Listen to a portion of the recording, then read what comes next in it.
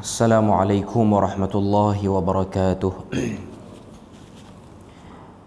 Innal hamdalillah nahmaduhu wa nasta'inuhu wa nastahdihi wa nastaghfiruh wa na'udzu billahi min shururi anfusina wa min sayyiati a'malina.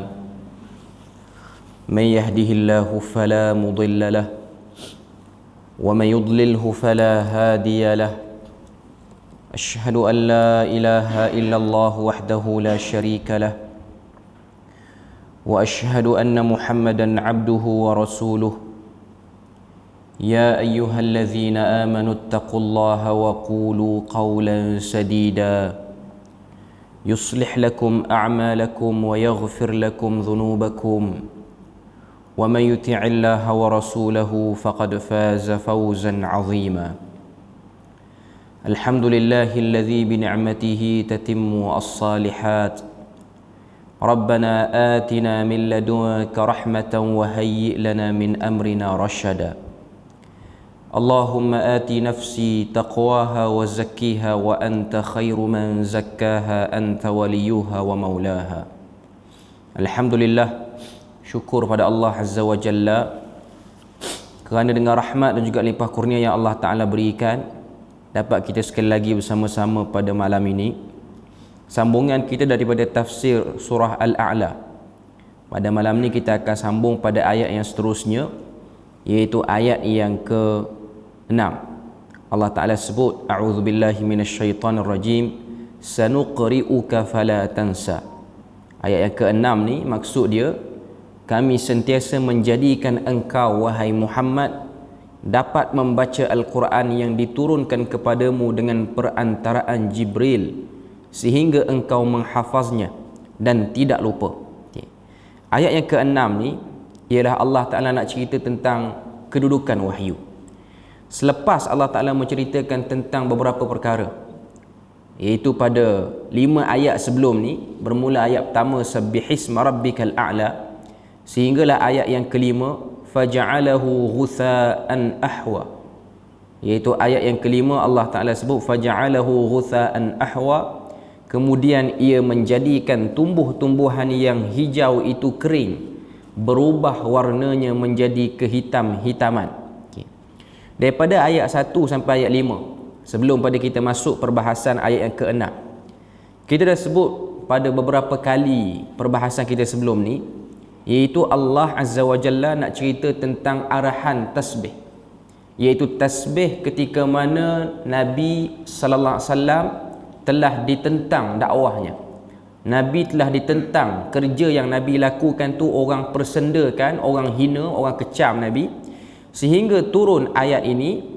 Allah Ta'ala suruh Nabi bertasbih, sabbihisma rabbikal a'la, bertasbihlah, sucikanlah dengan nama Tuhanmu yang maha tinggi. Kemudian Allah Ta'ala sebut beberapa perkara. Alladhi khalaqa fasawwa, walladhi qaddara fahada, walladhi akhrajal mar'a, faja'alahu ghutha'an ahwa.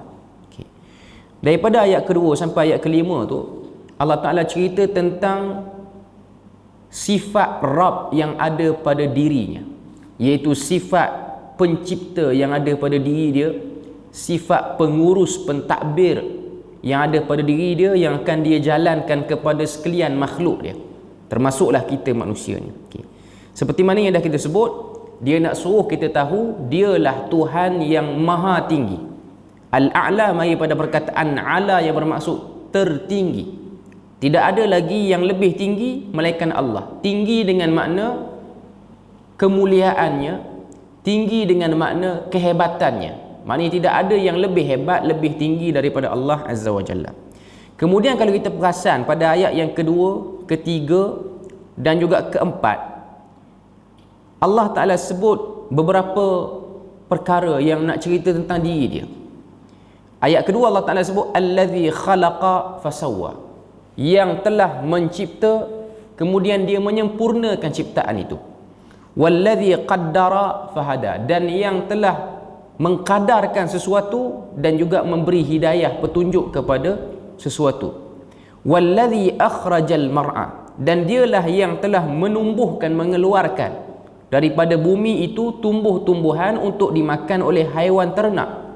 dan dia jugalah yang menukar tumbuh-tumbuhan itu menjadi ghutha. Ghutha dengan makna kering, sehingga berubah menjadi keperang-perangan ataupun kehitam-hitaman. Dalam terjemahan dia sebut. Kalau kita perasan, beberapa perkataan penting untuk diberi perhatian pada ayat yang kedua, ketiga dan keempat.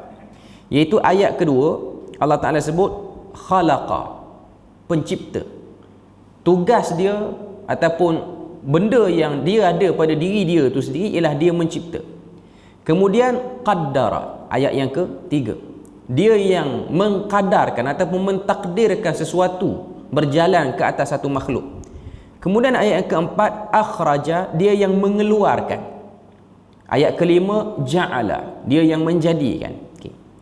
Sebahagian tafsir, antaranya tafsir Al-Baydawi, dia sebut dengan lebih unik pada tafsiran dia terhadap ayat-ayat ini. Apa yang dia sebut? Dia kata Allah Azza wa Jalla ingin memberikan isyarat berupa rasa tenang kepada Nabi melalui ayat-ayat ini.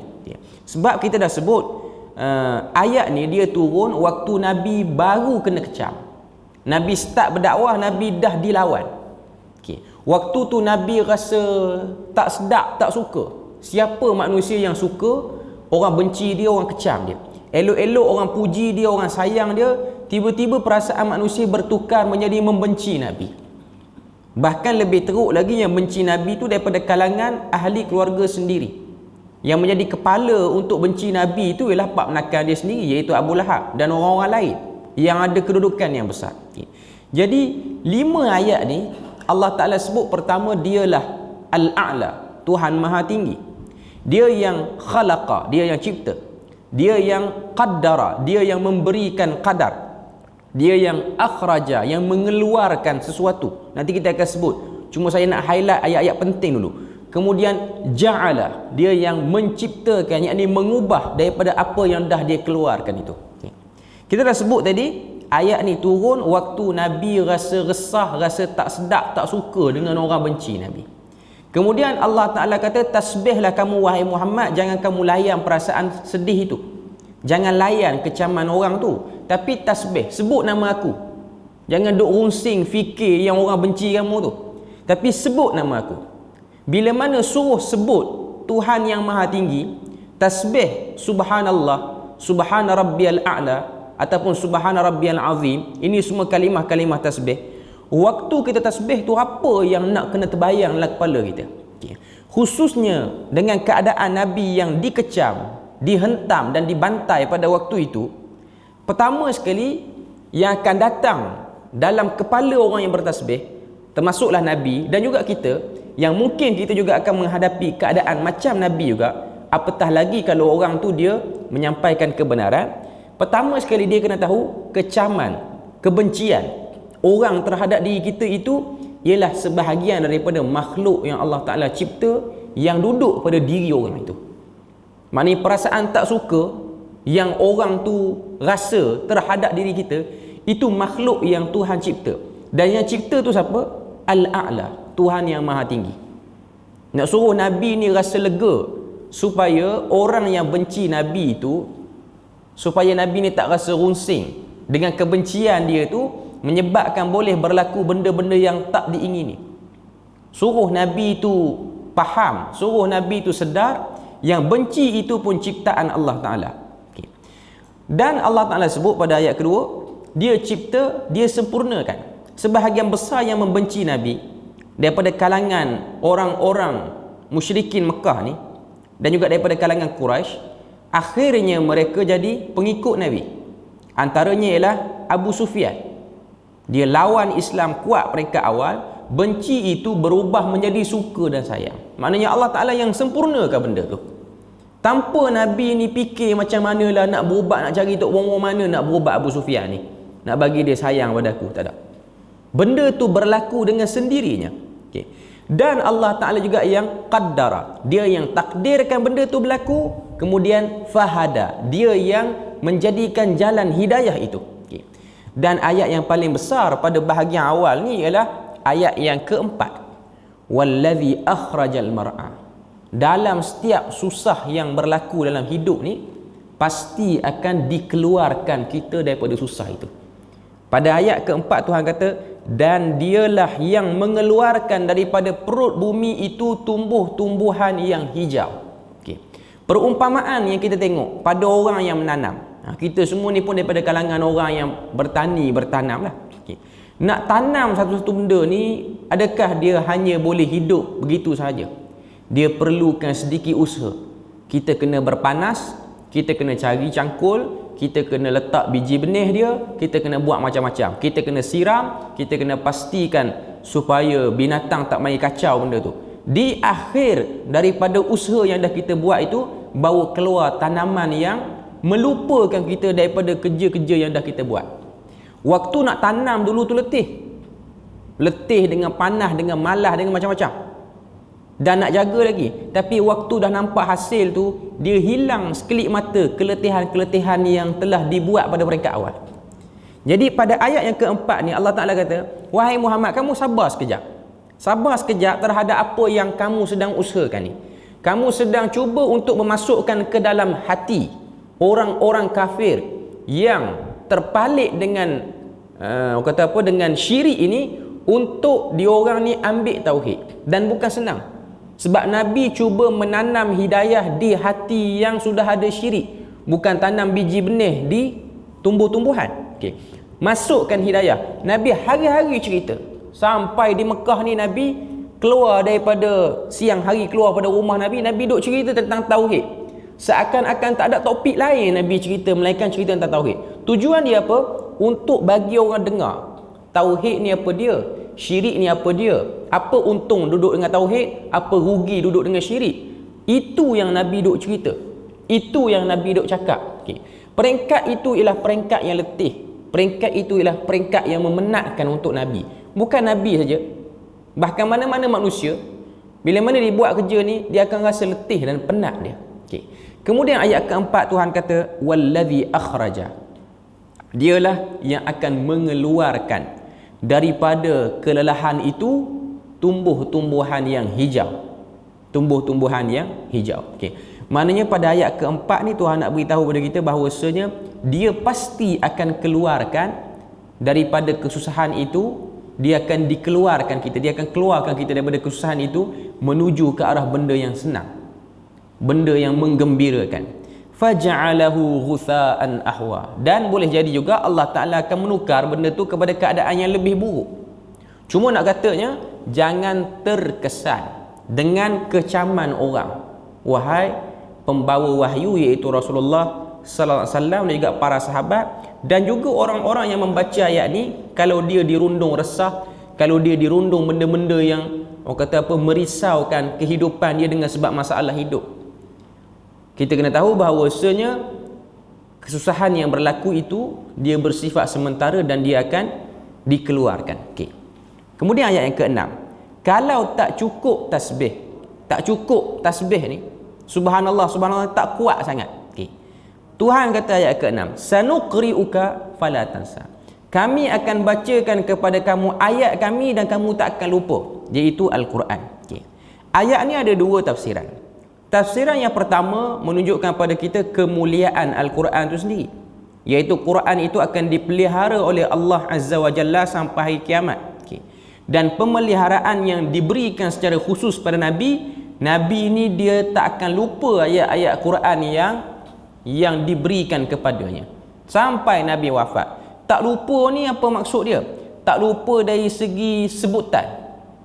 Nabi ingat daripada Al-Fatihah sampai kepada An-Nas tu, Nabi ingat semua. Di mana-mana tempat dan keadaan, Nabi boleh bacakan secara spontan. Itu pandangan sebahagian para ulama. Walau macam mana pun, kalau kita baca hadis Nabi, kita akan tengok ada waktu Nabi ni jadi imam, Nabi terlupa juga 1-2 ayat waktu Nabi jadi imam. Sehingga Nabi ditegur oleh Ubay bin Ka'ab. Tapi Ubay bin Ka'ab dia tak tegurlah macam kita tegur imam yang terlupa zaman sekarang. Ubay bin Ka'ab tegur dengan bahasa halus. Dia tanya, ya Rasulullah, anusikhah hadhil ayah. Ayat ni telah diangkat oleh Allah Ta'ala ke sehingga kamu tak baca ayat ni?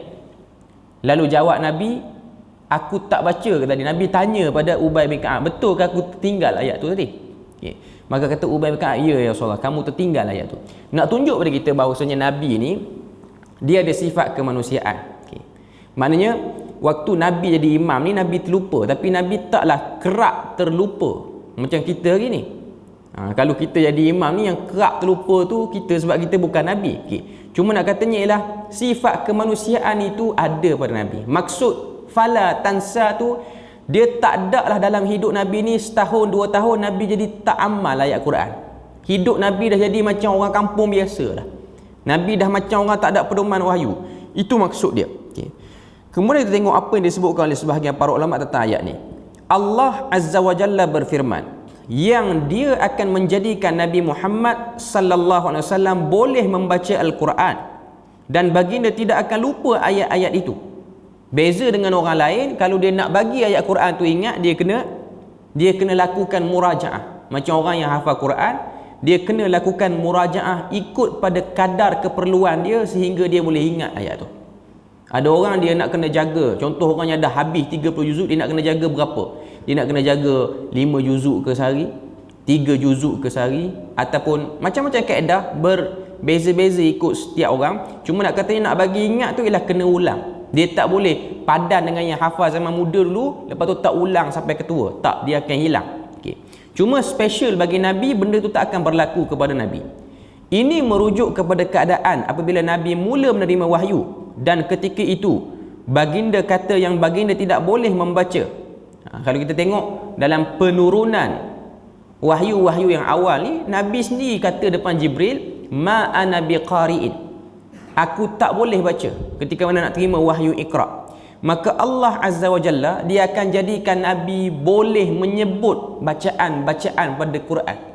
Maknanya Nabi boleh sebut macam orang pandai baca. Itu ialah mukjizat.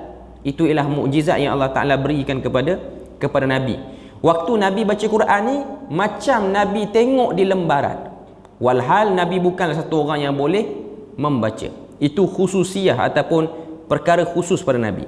Dan yang keduanya, Allah Ta'ala berjanji yang baginda tidak akan lupa ayat yang telah diberikan kepada baginda itu, merujuk kepada keadaan Nabi apabila menerima wahyu, baginda risau, baginda akan lupa ayat-ayat yang telah sampaikan ada disebut dalam ayat-ayat yang lain.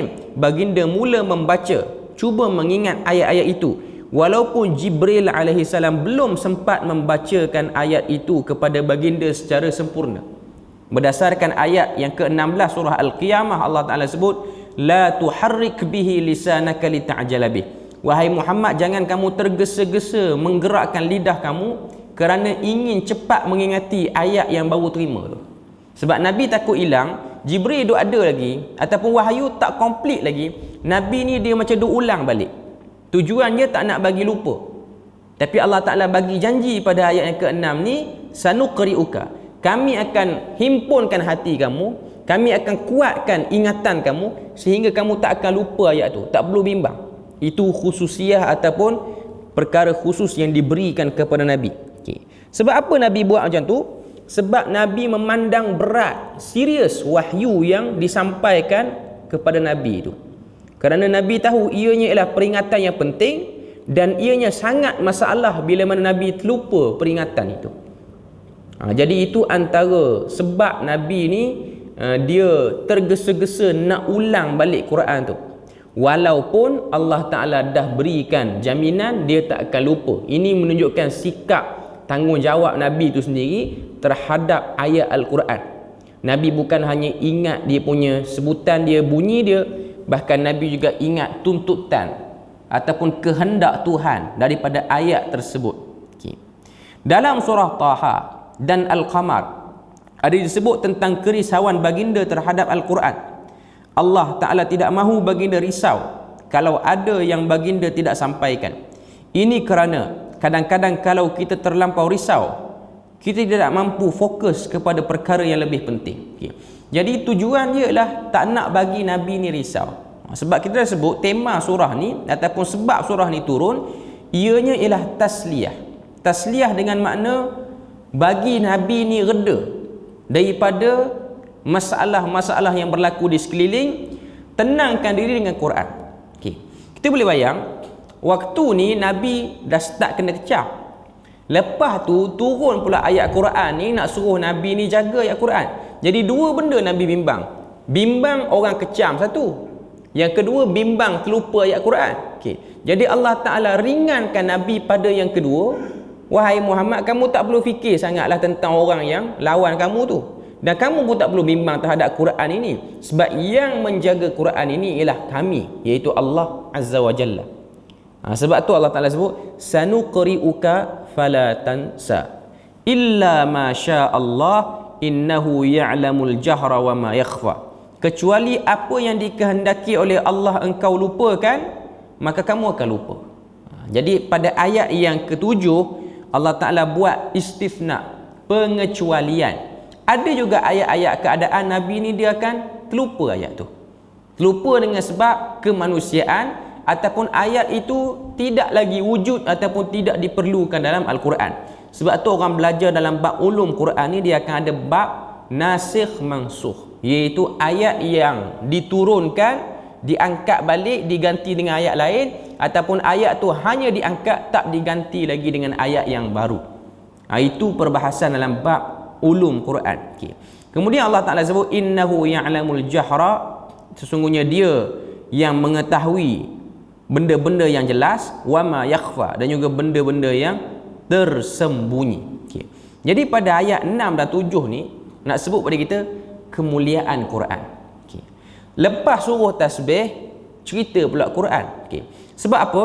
Untuk menguatkan kefahaman tentang tasbih tu memang kena juga baca Quran. Tak padan hidup ni kalau nak bagi reda, nak bagi kata apa positif sentiasa hanya berpada dengan tasbih semata-mata. Dia perlu juga kepada Quran. Sebab tu Imam Asy-Syafi'i rahimahullahu taala dia sebut sebaik-baik zikir itu ialah membaca Al-Quran. Okay. Baca sini ialah dengan makna baca dan teliti. Dia bukan hanya sekadar baca.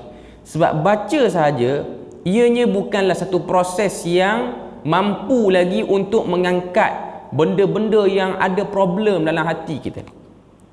Sebab tu ada sebahagian para ulama, antaranya Imam Ahmad, antaranya Ibn Qayyim Al-Jauziyah, guru pada Syekhul Islam Ibn Taymiyah. Okay.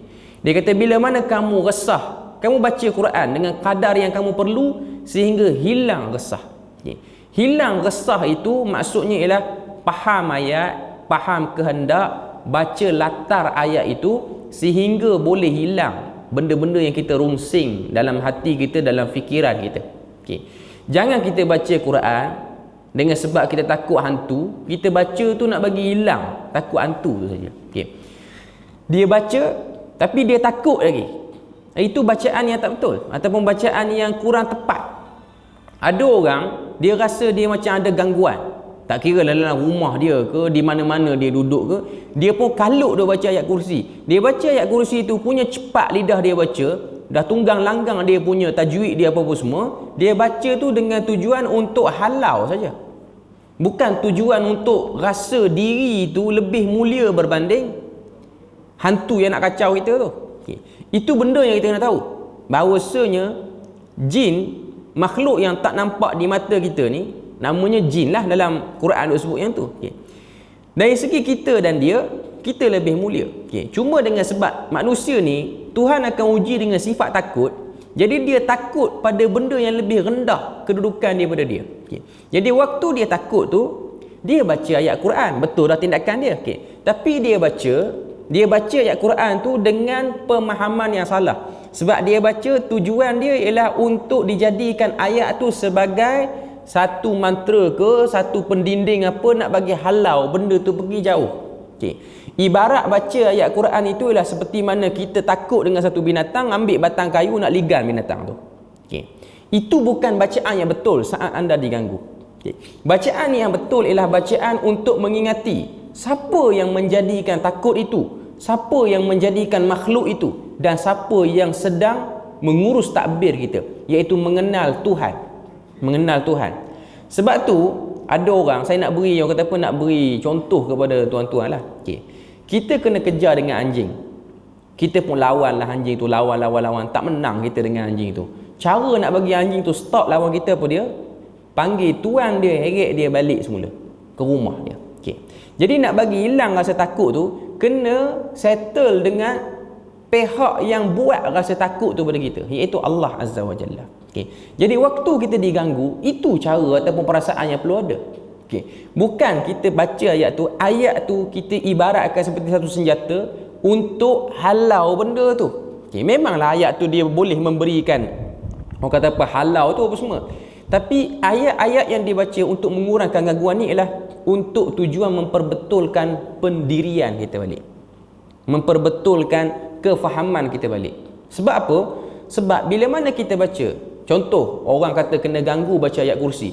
Waktu baca ayat kursi tu, perasaan apa yang kena ada? Memahami apa yang Tuhan nak sebut pada ayat kursi tu. Allahu la ilaha illa huwal hayyul qayyum la ta'khudhuhu sinatun wala naum. Duk baca ayat tu. Ayat tu memang ayat yang agung. Okay. Tapi waktu kita sebut la ilaha, tiada Tuhan yang berhak disembah, diagungi, ditakuti, dihormati melainkan Dia. Tapi waktu kita baca tu, waktu kita rasa hantu nak dekat dengan kita tu, takut tu duk ada pada hantu lagi. Dia tak ada lagi pada Tuhan. Itu yang menyebabkan hantu tu dia punya syok tengok kita takut, dia pula tolong betul bacaan kursi kita tu. Itu kita tengok keadaan yang berlaku. Sebahagian orang dia takut pada hantu tu. Hantu tu baca ayat kursi lagi tepat tajwid daripada yang dia duk baca tadi. Okay. Sebab dia baca dengan jiwa yang kosong. Dia baca dengan jiwa yang nak hormat pada benda tu. Jiwa yang takut. Sebab rasa takut tu tak layak beri pada benda yang ganggu kita. Rasa takut tu layak beri kepada Allah Ta'ala. Okay. Bila mana rasa takut tu dah diberikan pada Allah Ta'ala, sebab tu benda yang nak kacau tu dia akan stop. Sebab dia akan rasa orang ni tak ada kesal. Kacau pun dia tak peduli. Sebab dia tahu aku ni tak kuat mana. Kacau pun tak rasa apa. Dia okey. Dia biasa je, dia steady. Sebab tu kau tengok Nabi, sahabat, Nabi-Nabi yang terdahulu sebelum Nabi Muhammad, waktu mereka dikacau oleh benda-benda seperti ni, tak kira lah jin ke, kita panggil hantu semua, apa dia orang buat? Dia orang baca ayat Quran. Dia orang sebut ayat-ayat yang menguatkan keimanan. Tapi apa yang dia orang buat? Dia orang cuba bertindak agresif dengan benda yang kacau tu. Tengok Nabi Ibrahim, waktu dia nak sembelih anak dia, arahan perintah suruh sembelih anak dia Ismail. Tak sembelih keluar rumah, dia bukan malam tu dia mimpi, dia beritahu pada anak dia, inni araka fil manam azbahu. Dalam Quran sebut, aku tengok dalam mimpi aku sembelih kamu. Kemudian Nabi Ibrahim tanya, fanzur madza tara? Apa pandangan kamu? Aku tengok kamu sembelih kamu. Kemudian jawab Nabi Ismail, if'al ma tu'mar. Buat seperti mana yang telah diperintah. Anak dia kata, kalau Tuhan telah nampakkan dalam mimpi kamu sembelih aku, buat seperti mana yang telah diperintah dalam mimpi itu. Okay. Dan Nabi Ibrahim ni, dia dengar anak dia kata macam tu, dia pun ajak anak dia keluar rumah. Bukan dia kata kepada isteri dia, ambil lah satu papan, aku nak letak dah dia sini ni. Tak. Dia tak buat depan isteri dia, dia buat jauh. Sebab tu kita akan tengok dalam kerja haji ni, dia ada melontar jamrah di 3 tempat tu. Okay. Perjalanan daripada rumah nak pergi sembelih tu jauh. Nak pergi sembelih Nabi Ibrahim secara simbolik tu jauh. Okay. Dan tempat-tempat kita disunatkan melontar bagi orang yang kerja haji tu ialah tempat Nabi Ibrahim melontar iblis itu. Okay. Waktu Nabi Ibrahim dikacau oleh iblis, yang kacau tu iblis, yang kacau tu bukan syaitan biasa, bos dia yang kacau. Okay. Dia hanya datangkan rasa was-was pada Nabi Ibrahim. Dia kata, wahai Ibrahim, kamu percaya ke mimpi tu pada Allah Ta'ala? Takkanlah Tuhan yang bersifat penyayang, pengasih ni nak suruh sembelih anak sendiri. Apa Nabi Ibrahim buat? Dia sebut ta'awudh, isti'adzah, a'udzubillahi minasyaitanirrajim. Dia ambil batu, dia ligan. Okay. Dia bukan macam kita tak ambil apa-apa pun, kita lari pada dia. Bila mana kita lari, itu menunjukkan kita ada rasa takut pada dia. Masih lagi ada rasa takut. Dia ligan sehinggalah iblis tu lari. 3 kali benda tu berlaku. Sama macam Nabi, bila mana Nabi SAW dia salat, dia rasa dia diludah oleh sesuatu. Sehingga dalam hadis tu kata, aku terasa sejuknya air yang kena pada badan aku, iaitu air liur syaitan tu lah yang duk ludah Nabi tu. Waktu Nabi tengah salat, selesai Nabi salat, apa Nabi buat? Nabi pegang syaitan yang duk kacau tu, Nabi cekik dia sehingga Nabi kata, kalau tidak kerana perjanjianku dengan Sulaiman, dengan Nabi Sulaiman, maka aku akan ikat kamu di tiang masjid Nabi, Masjid Nabawi lah. Okey. Dan aku akan biarkan anak-anak Madinah tengok kamu dan bermain dengan kamu. Okey. Dia berani. Itu tindakan berani. Sama juga dengan Abu Hurairah, sama juga dengan saya tak ingat nama sahabat tu yang ditugaskan untuk jaga harta zakat di satu gudang. Dia jumpa satu makhluk tu duk curi makanan. Makhluk tu tubuh macam budak, tangan tu macam anjing, dia pegang. Masalah kita hari ni, kita nampak benda macam tu, kita tak pergi dekat, kita lari. Kita baca tapi kita lari. Okay.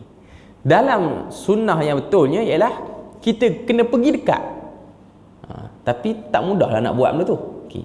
Pergi dekat, ligan lah, ambil kayu ke pukul. Okay. Dia tak buat lah. Okay. Sebab dalam sirah kebanyakannya macam tu. Okay. Tuan-tuan nampak keluar nak pergi salat subuh, macam orang sama tinggi dengan tiang api, ambil batu lempar dia. Okay. Hantu raya ke apa macam-macam lah orang panggil kan. Okay. Tapi sifat dia memang macam tu. Sekiranya kita memberanikan diri ke arah itu, dia pun rasa tak boleh nak kacau orang macam ni. Okay. Dan kebanyakan dalam sirah ianya berlaku seperti itu. Dianya berlaku seperti itu. Okay. Jadi kalau tuan-tuan kena kacau, dia kena berani sikit. Dia kena berani sikit. Saya ingat kawan saya, dia selalu kena kacau duduk asrama dulu. Okay. Ada satu dom asrama, sekolah asrama. Dia ada dom dan dia ada satu bilik. Bilik itu ialah untuk ketua lah, ketua dom ke ketua pelajar dia duduk. Okay. Jadi kami waktu tu pelajar yang dah kata apa, yang agak senior sikit. Saya tak tidur dalam bilik tu, saya tidur kat lain. Cuma kawan saya ni dia menjadi berani sikit. Okay. Dan orang selalu duk kata, tidur dalam bilik ni nanti katil kena angkat, rapat ke siling kena angkat. Okay. Jadi dia yang tidur pada malam tu, dia kena. Dan dia memang rasa, sebab esok tu dia cerita pada saya, subuh tu dia cerita, dia kata benda tu angkat aku, rapat ke siling. Kita tanya dia, kamu suruh buat apa? Aku beritahu kat dia, bawah sikit tu je. Mana dia dah angkat rapat tu, kawan tu sedar, dia pun kata bawah sikit tu je. Dia pun tidur balik. Okay. Tak kata apa-apa. Jadi hantu tu pun stres lah dia ni, tak thrill kacau dia ni. Dia suruh aku rendah lagi katil tu. Okay. Bawah sikit je. Tak perlu buat kacau apa.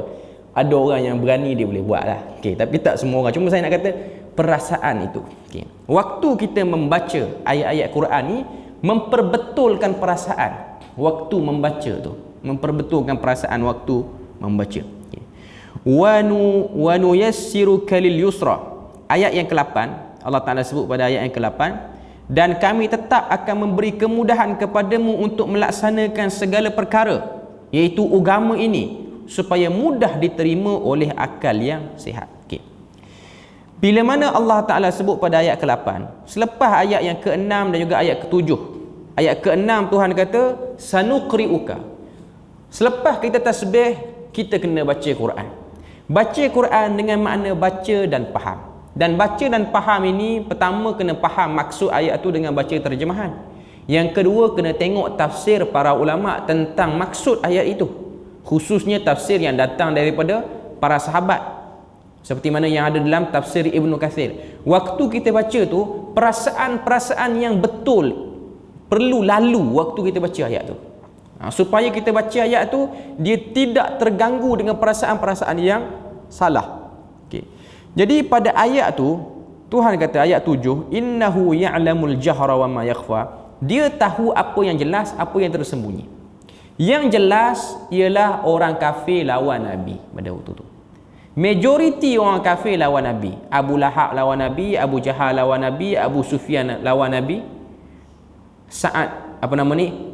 Amru bin Al-As, ni antara orang-orang besar yang ada pangkat pada waktu tu, semua lawan Nabi ni. Ikrimah bin Abu Jahal, anak pada Abu Jahal, pun lawan Nabi. 5, 6 orang, 7, 8 orang. Okey. Innahu ya'lamul jahra. Allah Ta'ala kata, aku tahu apa yang jelas. Jelasnya kamu sendiri nampak dengan mata kepala kamu, orang lawan kamu. Wa ma yakhfa, apa yang tersembunyi kamu tak tahu. Abu Jahal, Abu Lahab lawan kamu sakan sangat ni, umur tak panjang pun. Okay. Lepas dia lawan Nabi, kalau kita tengok berapa tahun yang berbaki untuk dia mati, tak lama pun. Okay. Sebab dakwah Nabi 13 tahun.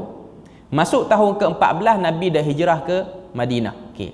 Tahun yang ke-15 Nabi duduk di Madinah ataupun tahun kedua hijrah, tahun ke-15 dah Nabi berdakwah ni. Okey.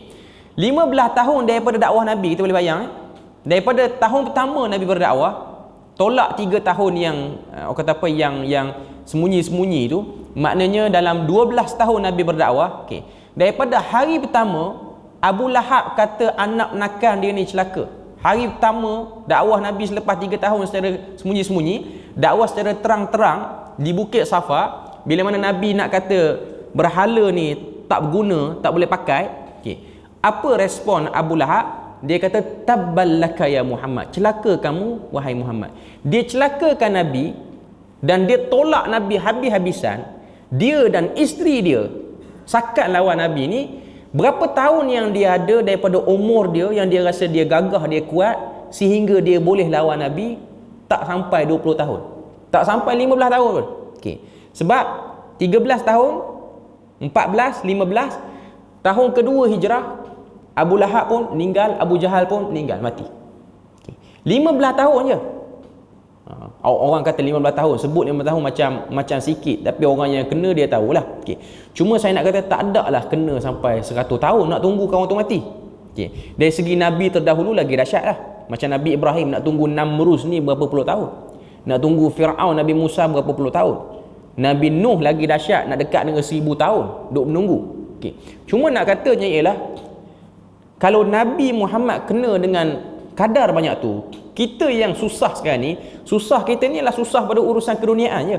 Kita bukan susah sebab kita nak Islamkan orang, nak baiki Islam sangat pun. Susah kita tu ialah susah bab-bab yang individu saja.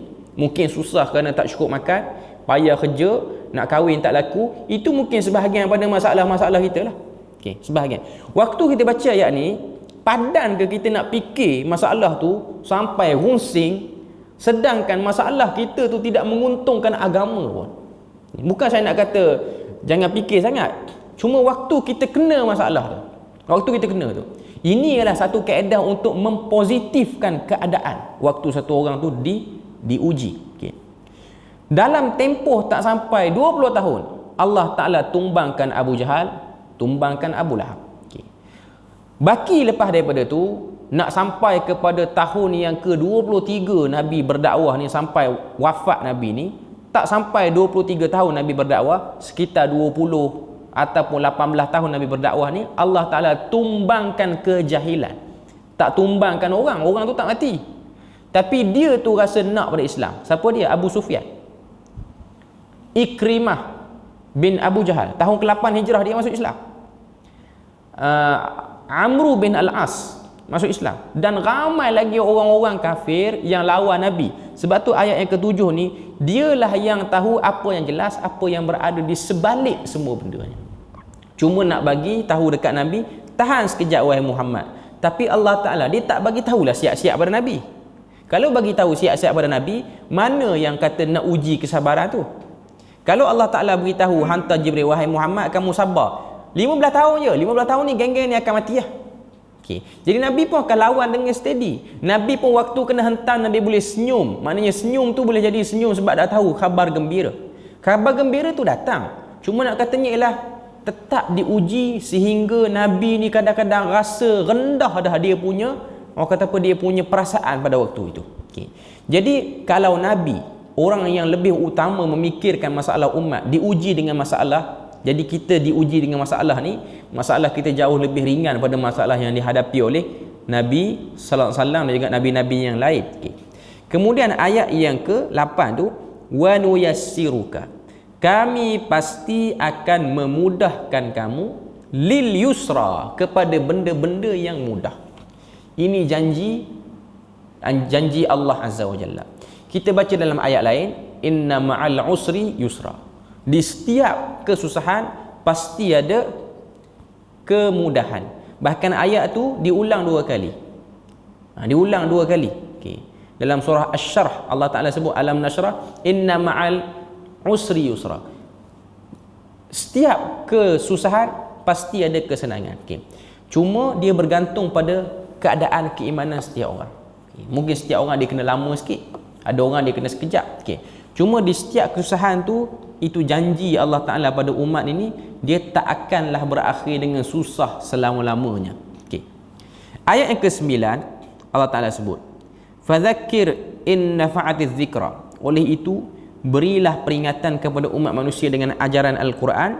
Kalau peringatan itu berguna, sudah tentu ianya berguna. Okey. Pada ayat ni Allah Ta'ala berikan perintah pada ni, fadzakir. Zakir tu ialah fi'il amar, kata suruh, yang mana Allah Ta'ala suruh Nabi ni konsisten memberi peringatan tentang Al-Quran. Tak payah peduli tentang kecaman orang tu. Yang orang nak kecam, orang nak benci, orang nak kutuk belakang tu, biarlah. Okay. Jadikan diri kamu itu dipenuhi dengan benda-benda baik. Jangan duk layan orang-orang yang nak kata tu. Okay. Sebab kita akan letih dengan berhadapan dengan kata-kata buruk orang kalau kita nak fikir. Okay. Kalau kita buat benda betul lah. Ada orang, dia buat benda tak betul, dia pula buat ayat sedih. Dia buat benda tak betul, dia buat benda jahat, orang kata kat dia, dia pula boleh buat steady. Dia duk baca hadis palsu sakan, dia duk bagi petua yang pelik-pelik, dia pula buat cerita sedih. Biarlah orang nak kata dekat saya pun.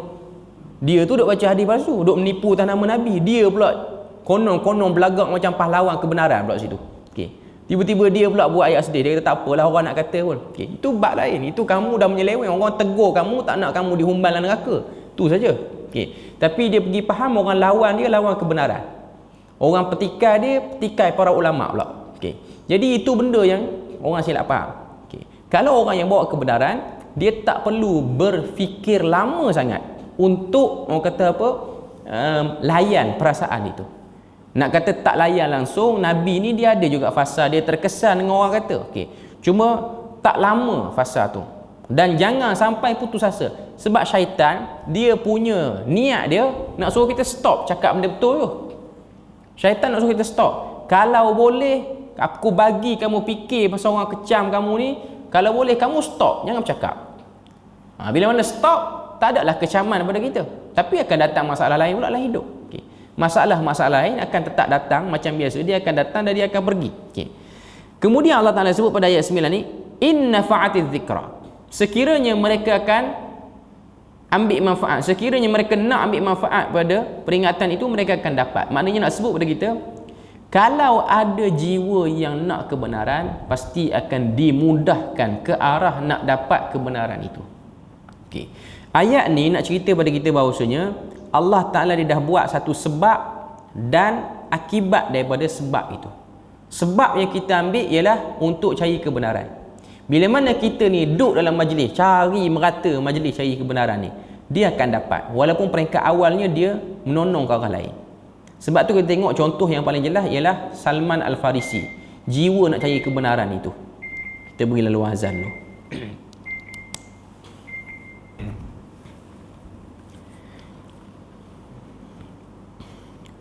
Okey, kita sambung sikit lagi ayat ke-9 juga ayat ke-10. Kita pergi ayat ke-10. Fadzakir in nafa'atiz zikra, berilah peringatan sesungguhnya kalau peringatan itu berguna. Maknanya Allah Ta'ala beritahu tentang satu orang yang nak, jiwa dia nak pada kebenaran. Contoh macam Salman Al-Farisi kita nak sebut tadi, punya jiwa nak cari kebenaran tu berapa kali tukar agama. Daripada Majusi jadi Kristian, daripada anak orang kaya jadi hamba kepada Yahudi, sehingga baru jumpa Islam, jadi sahabat Nabi, sehingga Nabi akui dia daripada sebahagian ahli keluarga Nabi. Kan ada hadis yang disebut sebagai hadis ahlu kisah. Hadis ahlu kisah ni ialah hadis Nabi bentangkan kain ridak, kain yang Nabi pakai atas badan Nabi ni. Lepas tu Nabi peluk beberapa orang, antaranya ialah Hasan, Husain, Ali. Masuk dalam tu Salman Al-Farisi dalam tu. Dalam kain, Nabi kata yang ada dalam kain ini ialah ahli keluarga aku. Okay. Untuk Hasan, Husain, Ali tu tak pelik lah. Dia memang satu kelompok dengan Nabi, satu kabilah dengan Nabi. Okay. Yang Salman Al-Farisi ni orang macam pelik sikit lah. Sebab Salman Al-Farisi, nama pun Al-Farisi, orang Parsi, bukan darah Arab. Okay. Sebab tu Syiah dia syok dengan hadis ni. Dia kata Salman Al-Farisi ni sebahagian daripada keluarga Nabi. Bukan. Hadis tu ialah nak tunjuk kepada kita kemuliaan Nabi dan betapa Nabi ni tidak melihat orang daripada keturunan semata-mata. Orang tu kalau dia ikhlas dengan kebenaran, Nabi akan puji dia, Nabi akan hargai dia, Nabi berikan kedudukan yang sebaiknya. Tapi yang peliknya Syiah, tang Bilal bin Rabah tu dia tak pergi puji pula. Mungkin sebab dia satu geng, sebab orang Syiah hari ni majoriti Parsi lah, Parsi di Iran. Yang Bilal bin Rabah tu pula orang Ethiopia, orang Habsyi, taklah handsome macam Salman Al-Farisi tu. Dia isu resis ni tuan-tuan, sampai bila-bila pun akan berlaku. Sebab tu saya tengok sekarang ni lah video banyak. Saya ada tengok satu video yang dibuat oleh Al-Fadhil Ustaz Salman Ali, yang Pro Media Tajdid ada rakam video tu daripada Qatar. Dia duk cerita tentang kecelaruan seorang ustaz ni yang duk berceramah sakar sangat, banyak sangat dia celaru ni. Dah 2 orang dah yang duk buat video tentang kecelaruan dia, sebut by name nama dia. Saya tak nak sebutlah nama dia tu. Seorang Ustaz Salman Ali, seorang lagi Dr. Jailani, daripada Penang. Yang Ustaz Salman Ali ni hujah dia tu memang clear lah. Tapi yang kata orang yang minat dengan kawan tu dia punya tak ada hujah, dia main atas nama resis. Dia tulis itu. Dia kata jangan duk dengar sangat daripada legam ni. Legam tu hitam lah. Nak kata kawan tu kulit tak apa cerah. Lepas tu ada yang menyambut di bawah tu. Dia boleh kata dia dengan Rora sama legam. Punya teruk kan. Bukan nak dengar hujah, pergi main isu kulit orang, bangsa orang pula. Ini benda yang Nabi larang. Nabi tak suka orang main isu bangsa. Tak suka main isu bangsa. Kebenaran diukur atas kebenaran. Kebenaran diukur atas. Sebab tu kalau tengok Nabi pernah merajuk dengan isteri Nabi dengan sebab satu orang isteri ni, Zainab binti Jahash, dia pernah kata kepada Safiyah binti Huyai ni, adakah aku yang perlu tolong si Yahudi ni? Nabi tak suka dia bangkit bangsa. Nabi merajuk hampir 3 bulan tak balik rumah Zainab kerana bangkit isu bangsa. Sebab Islam dia merentas bangsa. Dan Nabi tak jawab salam seorang sahabat bila mana panggil Bilal bin Rabah tu wahai anak wanita hitam. Kalau yang betul-betul mengagungkan cinta Nabi ni, dia kena pesan kepada pengikut-pengikut dia, jangan bubuh orang pada keturunan. Itu benda yang paling Nabi tak suka dalam bab keturunan ni. Nabi tak suka touch keturunan orang. Dia daripada kulit putih ke, kulit cerah ke, kulit kuning ke, rambut hitam ke, rambut putih ke, itu bukan isunya. Tapi isunya ialah kalau dia menyeleweng, sebut penyelewengan dia. Kalau dia berada atas kebenaran, kita beri kredit di atas kebenaran yang dia bersama dengannya. Jadi kita berpada situ untuk malam ni sampai ayat ke-9. InsyaAllah kita akan sambung lagi pada kali akan datang. Subhanakallahumma wa bihamdik, asyhadu an la ilaha illa anta wa astaghfiruka wa atubu ilaik. Wassalamualaikum warahmatullahi wabarakatuh.